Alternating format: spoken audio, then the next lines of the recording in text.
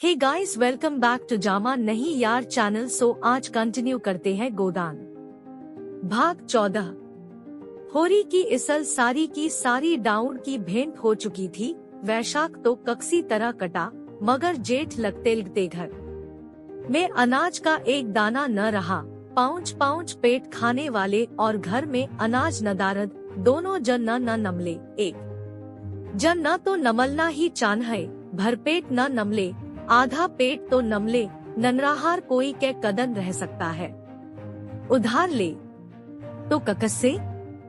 गाँव के छोटे बड़े महाजनों से तो मुंह चुराना पड़ता था, मजरी भी करे तो ककस की। जेठ में अपना ही काम ढेरों था, ऊक की चस्चाई लगी हुई थी, लेकिन खाली पेट मेहनत भी कैसे हो। सांझ हो गई थी, छोटा बच्चा रो रहा था। माँ को भोजन न नमले तो दध कहां से ननकले। सोना पटनस थनन समझती थी, मगर रूपा क्या समझे। बार बार रोटी रोटी न चला रही थी, कदन भर तो कच्ची अनमया से जी बहला। मगर अब तो कोई ठोस चीज चान है। होरी दुलारी सहुआइन से अनाज उधार मांगने गया था, पर वह दुकान बंद करके पैंट चली गई थी। मुंगरू शाह ने केवल इनकार ही न किया, लताड़ भी दी उधार मांगने चले हैं। 3 साल से धेला सद्दा नहीं कद्या, उस पर उधार कदे जाओ, अब आकबत में देंगे, खोटी नियत हो जाती है। तो यही हाल होता है, भगवान से भी यह अनीनत नहीं देखी जाती है। कार को न की डांट पड़ी तो कैसे चुपके से रुपए उगल कदे। मेरे रुपए ही नहीं है और महतरिया है, तब उसका नमजाज ही नहीं नमलता। वहाँ से रुआं सा होकर उदास बैठा था। कक पुन्नी आग लेने आई, रसोई के द्वार पर जाकर देखा तो अंधेरा पड़ा हुआ था। बोली, आज रोटी नहीं बना रही हो क्या भाभी जी? अब तो बेला हो गई। जब से गोबर भागा था, पुन्नी और धनन्या में बोलचाल हो गई थी। होरी का एहसान भी मानने लगी थी। हीरा को अब वह गान लियाओ देती थी। हत्यारा गौ हत्या करके भागा, मुंह में कानलक लगी है, घर कैसे आए? और आए भी तो घर के अंदर पाँव न रखने दो। गौ हत्या करते इसे लाज भी न आई। बहुत अच्छा होता, पुल्लस बाउंड कर ले जाती और चक्की न पसवाती। धनन्या कोई बहाना न कर सकी। बोली, रोटी कहाँ से बने, घर में दाना तो है ही नहीं। तेरे महतों ने नबरादरी का पेट भर कद्या, बाल बच्चे मरे या न जेऊ, अब नबरादरी झाऊकती तक नहीं। पुनन्या की इसल अच्छी हुई थी और वह स्वीकार करती थी कि यह होरी का पुरुषार्थ है। हीरा के साथ कभी इतनी बरकत न हुई थी। बोली, अनाज मेरे घर से क्यों नहीं मुंगवा न लिया?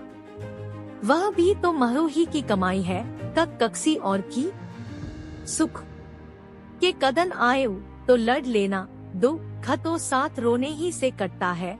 मैं क्या ऐसी अंधी हूँ कक आदमी का कदल नहीं पहचानती? महतों ने न संभाला होता तो आज मुझे कहां सरन न मलती। वह उल्टे पाँव लौटी और सोना को भी साथ लेती गई। एक क्षण में 2 डल्ले अनाज से भरे लाकर आंगन में रख कदे। 2 मन से कम जौ न था। धनन्या अभी कुछ कहने न पाई थी कक वह किर चल दी और एक क्षण में एक बड़ी सी टोकरी अरहर की दाल से भरी हुई लाकर रख दी और बोली, चलो मैं आग जलाए देती हूँ।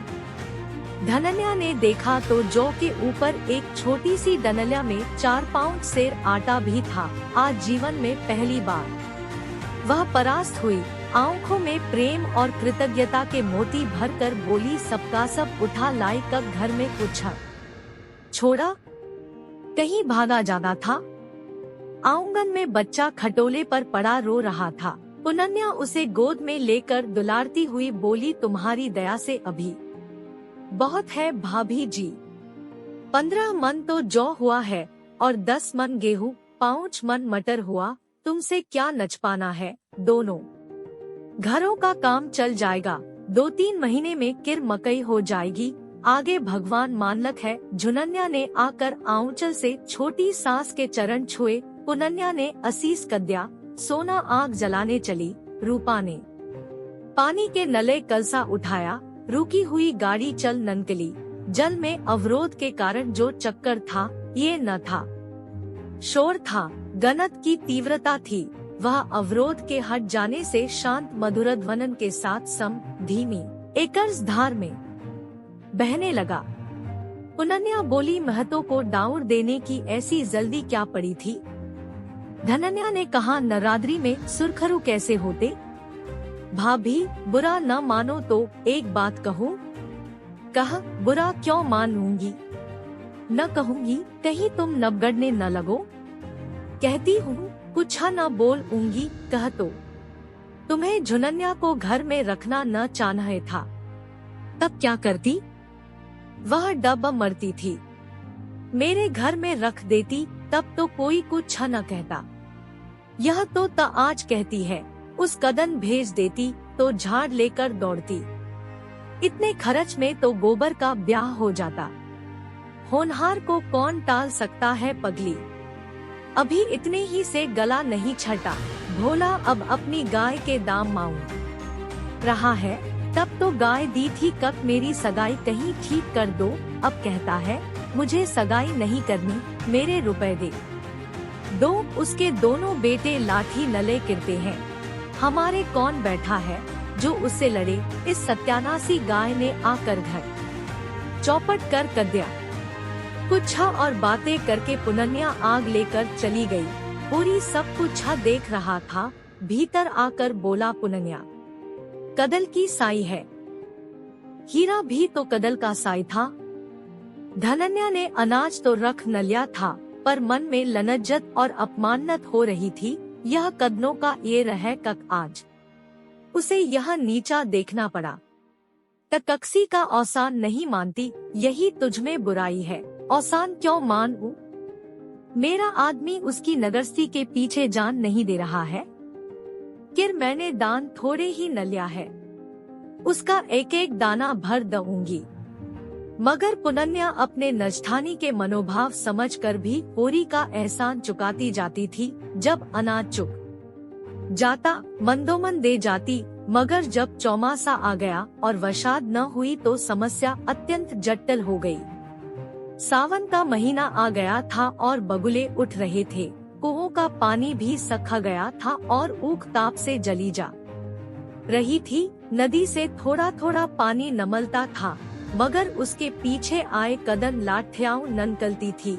यहाँ तक नदी ने भी जवाब दे कर दिया। जगह जगह चोटरियां होने लगी, डाके पड़ने लगे। सारे प्रांत में हाहाकार मच गया। बारे को शल हुई कब भादों में वर्षाद हो गई और कक्सानों के प्राण हरे हुए। ककतना उछा था उस कदन। प्यासी पृथ्वी जैसे अघाती ही न थी और प्यासे कक्सान ऐसे उछल रहे थे मानो पानी नहीं, अशर्दियां बरस रही हो। बटोर लो, न जतना बटोरते बने। खेतों में जहाँ बगुले उठते थे, वहाँ हल चलने लगे। बालवृंद ननकलन कलकर तालाबों और पोखरों और गड़नियों का मुआयना कर रहे थे। ओहो, तालाब तो आधा भर गया और वहाँ उसे गड़निया की तरी दौड़े। मगर अब ककतना ही पानी बरसे, ऊख तो नवदा हो गई। एक एक हाथ की होके रह जाएगी। मक्का और ज्वार और कोदों से लगान थोड़े ही चुकेगा। महाजन का पेट थोड़े ही भरा जाएगा। हाउ गाँव के नले चारा हो गया और आदमी जी गया। जब माघ बीत गया और भोला के रुपए न नमले तो एक कदन वह झल्लाया हुआ होरी के घर आ धमका और बोला, यही है तुम्हारा कौल। इसी मुंह से तुमने ऊख पेर कर मेरे रुपए देने का वादा कटा था। अब तो ऊख पेर चुके, लाओ रुपए मेरे हाथ में। होरी जब अपने नवपनत सुनाकर और सब तरह से नचरौरी करके हार गया और भोला द्वार से न हटा तो उसने झूझला कर कहा, तो महतो, इस बखत तो मेरे पास रुपए नहीं है और न मुझे कहीं उधार ही नमल सकता है। मैं कहाँ से लाऊं? दाने दाने की तंगी हो रही है। न श्वास न हो। घर में आकर देख लो, जो कुछ नमले उठा ले जाओ। भोला ने नन्मदम भाव से कहा, मैं तुम्हारे घर में क्यों तलाशी लेने जाऊं और न मुझे इससे मतलब है कब तुम्हारे पास रुपए है या नहीं? तुमने ऊख पेर कर रुपए देने को कहा था, ऊख पेर चुके, अब रुपए मेरे हवाले करो। तो फिर जो कहो वह करूं? मैं क्या कहूं? मैं तुम्ही पर छोड़ता हूँ, मैं तुम्हारे दोनों बैल खोल ले जाऊंगा। होरी ने उसकी ओर नवस्मय भरी आंखों से देखा, मानो अपने कानों पर नवश्वास न आया हो। किर हदबुनी सा नसर झुका कर रह गया। भोला क्या उसे नबखारी बनाकर छोड़ देना चाहते हैं? दोनों बैल चले गए। तब तो उसके दोनों हाथ ही कट जाएंगे। दीन स्वर में बोला, दोनों बैल ले लोगे तो मेरा सवदनाश हो जाएगा। अगर तुम्हारा धर्म यही कहता है तो खोल ले जाओ। तुम्हारे बन्ने बगड़ने की मुझे परवाह नहीं है, मुझे अपने रुपए चान है। और जो मैं कह दूं, मैंने रुपए दे गए। भोला सन्नाटे में आ गया, उसे अपने कानों पर नवश्वास न आया। होरी इतनी बड़ी बेईमानी कर सकता है, यह संभव नहीं। उग्र होकर बोला, अगर तुम हाथ में गंगाजली लेकर कह दो कब मैंने रुपए दे कदे तो सबर कर लूंगा। कहने का मन तो चाहता है, मरता क्या न करता, लेकिन कहूँगा नहीं। तुम कह ही नहीं सकते। हाँ भैया, मैं नहीं कह सकता, उसी कर रहा था। एक क्षण तक वह दुनवधा में पड़ा रहा।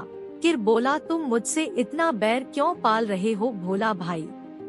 झुनन्या मेरे घर में आ गई तो मुझे कौन सा सरग नमल गया? लड़का अलग हाथ से गया, 200 रुपया डाउड अलग भरना पड़ा। मैं तो कहीं का न रहा और अब तुम भी मेरी जड़ खोद रहे हो। भगवान जानते हैं मुझे नबल को लना। माल मथाकक लौंडा क्या कर रहा है? मैं तो समझता था गाना सुनने जा होगा। मुझे तो उस कनन पता चला जब आधी रात को झुनन्या घर में आ गई। उस बखत मैं घर में न रखता तो सोचो कहाँ जाती, ककस की होकर रहती। झुनन्या बरौठे के द्वार पर नचपी खड़ी यह बातें सुन रही थी। बाप को अब वह बाप नहीं शत्रु समझती थी। डरी कहीं होरी बैलों को देन दे। जाकर रूपा से बोली, अम्माओं को जल्दी से बुला ला, कहना बड़ा काम है, नबलम न करो। जब आधी रात को झुनन्या घर में आ गई, उस बखत मैं घर में न रखता तो सोचो कहाँ जाती, ककस की होकर रहती। झुनन्या बरौठे के द्वार पर नचपी खड़ी यह बातें सुन रही थी। बाप को अब वह बाप नहीं शत्रु समझती थी। डरी कहीं होरी बैलों को देन दे। जाकर रूपा से बोली, अम्माओं को जल्दी से बुला ला, कहना बड़ा काम है, नबलम न करो। धनन्या खेत में गोबर ये कने गई थी। बह का संदेश सुना तो आकर बोली, काहे बुलाया है बह? मैं तो घबरा गई। काका को तुमने देखा है ना? हाँ देखा, कसाई की तरह द्वार पर बैठा हुआ है। मैं तो बोली भी नहीं। तेरे दादा ने क्या कहा? उन्होंने कहा तुम्हारा धर्म कहता हो तो खोल ले जाओ। तो खोल ले जाए, लेकिन इसी द्वार पर आकर भीख न मांगे तो मेरे नाम पर थक देना। हमारे लह से उसकी छाती जुड़ाती हो तो जुड़ा ले। वह इसी तैश में बाहर आकर होरी से बोली, मैं तो दोनों बैल मांग रहे हैं तो दे क्यों नहीं देते? उनका पेट भरे। हमारे भगवान मानलक है, हमारे हाथ तो नहीं काट लेंगे। अब तक अपने मजरी करते थे, अब 10 सरों की मजरी करेंगे। भगवान की मर्जी होगी तो फिर बैलबंधे हो जाएंगे और मजरी ही करते रहे तो कौन बुराई है। बड़ेस खे और पोतलगान का बोझ न रहेगा।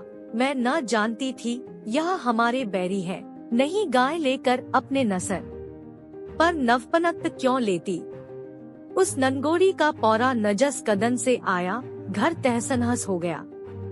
भोला ने अब तक नजस शस्त्र को नचपा रखा था, अब उसे ननकालने का अवसर आ गया। उसे नवश्वास हो गया। बैलों के नस्वा इन सबों के पास कोई अवलंब नहीं है। बैलों को बचाने के नले ये लोग सब कुछ छा करने को तैयार हो जाएंगे। अच्छे ननशानेबाज की तरह मन को साध कर बोला, अगर तुम चाहते हो कक हमारी बेइज्जती हो और तुम चैन से बैठो तो यह न होगा। तुम अपने 100-200 को रोते हो, यहाँ लाख रुपए की आबरू नबगड़ गई। तुम्हारी कुशल इसी में है कब जैसे झुनन्या को घर में रखा था वैसे ही घर से ननकाल दो कि न हम बैल मांगेंगे न गाय का दाम मांगेंगे। उसने हमारी नाक कटवाई है तो मैं भी उसे ठोकरे खाते देखना चाहता हूँ। वह यहाँ रानी बनी बैठी रहे और हम मुंह में कानलक लगाए उसके नाम को रोते रहें, यह मैं नहीं देख सकता। वह मेरी बेटी है, मैंने उसे गोद में नखलाया है और भगवान साखी है, मैंने उसे कभी बेटों से कम नहीं समझा। लेकिन आज उसे भीख मांगते और घर पर दाने चुनते देखकर मेरी छाती शीतल हो जाएगी। जब बाप होकर मैंने अपना नहरदा इतना कठोर बना न लिया है, तब सोचो मेरे कदल पर कितनी बड़ी चोट लगी होगी। इस मुंहजली ने साथ पुस्त का नाम डुबा कर दिया और तुम उसे घर में रखे हुए हो। यह मेरी छाती पर मऊंग डलना नहीं तो और क्या है। धनन्या ने जैसे पत्थर की लकीर खींचते हुए कहा, तो महतो मेरी भी सुन लो, जो बात तुम चाहते हो वह न होगी, 100 जन्म न होगी। झुनन्या हमारी जान के साथ है, तुम बैल ही तो ले जाने को कहते हो, ले जाओ। अगर इससे तुम्हारी कटी हुई नाक जुड़ती हो तो जोड़ लो, पुरखों की आबरू बचती हो तो बचा लो। झुनन्या से बुराई जरूर हुई, नजस कदन उसने मेरे घर में पाँव रखा, मैं झाड़ लेकर मारने को उठी थी, लेकिन जब उसकी आंखों से झरझर आंसू बहने लगे तो मुझे उस पर दया आ गई। तुम अब बड़े हो गए महतो, पर आज भी तुम्हें सगाई की धुन सवार है, किर वह तो अभी बच्चा है। भोला ने अपील भरी आंखों से होरी को देखा। सुनते हो होरी इसकी बातें, अब मेरा दोस्त नहीं, मैं नबना बैल नले न जाऊंगा। होरी ने दृढ़ता से कहा, ले जाओ, कि रोना मत कक मेरे बैल खोल ले गए, नहीं रोऊंगा।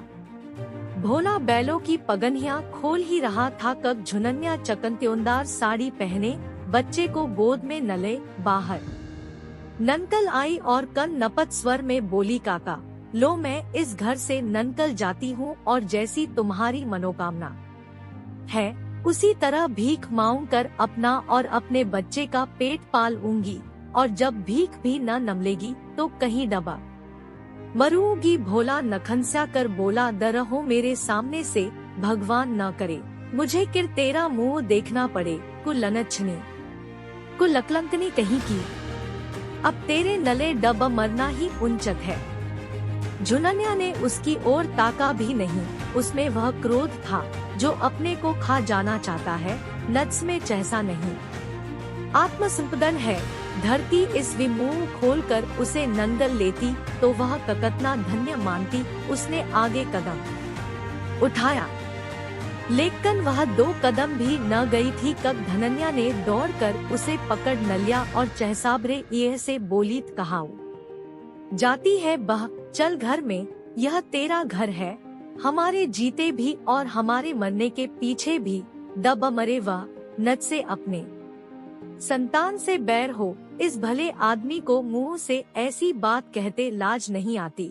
मुझ पर धौंस जमाता है नीच, ले जा बैलों का रकत पी। झुनन्या रोती हुई बोली, अम्माओ जब अपना बाप हो के मुझे न धक्कार रहा है तो मुझे डब ही मरने दो। मुझ अभांगनी के कारण तो तुम्हें दो खही नमला, जब से आई तुम्हारा घर नमट्टी में नमल गया। तुमने इतने कदन मुझे नजस प्रेम से रखा, माँ भी न रखती। भगवान मुझे किर जन्म दे तो तुम्हारी कोख से दे, यही मेरी अनभलाखा है। धनन्या उसको अपनी ओर खींचती हुई बोली, यह तेरा बाप नहीं है, तेरा बैरी है, हत्यारा। माँ होती तो अलबत्ते उसे कलंक होता, ला सगाई महटरिया जतों से न पीटे तो कहना। झुनन्या सास के पीछे पीछे घर में चली गई।